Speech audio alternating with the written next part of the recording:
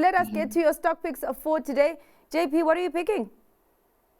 I'm picking an offshore share again, one that's listed in the US, but it's a Cayman Islands company with significant operations in China, PDD Holdings. Okay. They've got a big platform in China where it's group buying of agricultural products that really has grown from nowhere to becoming a very big buying platform in China. And then South Africans might know the platform they then launched internationally called Temu. So if you buy anything off Temu, you are effectively a customer of PDD Holdings and their app, which connects the producer or manufacturer of whatever products you are buying in China directly to the purchaser in all kinds of different countries around the world. Now, what a lot of countries have done is they've closed the loophole where for very small imports, there was no import duties, no tax in South Africa and in other countries.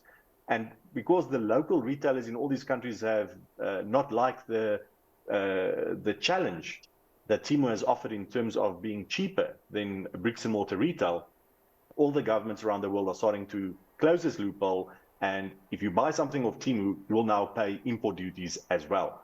Notwithstanding that, I do believe that the platform is so well protected in terms of its position against competitors that even if you have to pay import duties, it will still be a very attractive way to bypass all the middlemen and buy directly from a manufacturer, mostly in China.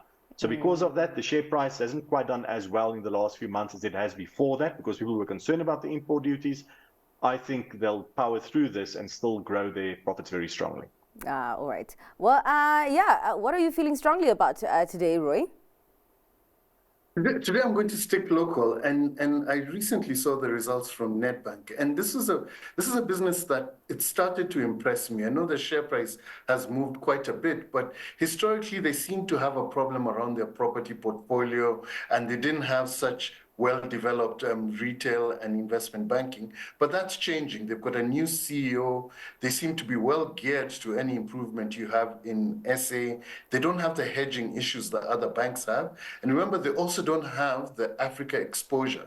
So if you're a little bit nervous about African exposure and you're looking for very focused SA exposure from a banking perspective, especially if you expect GDP growth to recover over the medium term, I think Nedbank should be something that you seriously consider.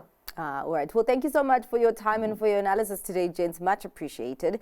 That is all for tonight's Stock Watch. Thanks to our guest, Pierre Verster from Protea Capital Management and Roy Mutooni from Sanlam Investments. Up next, The Close. Stay tuned.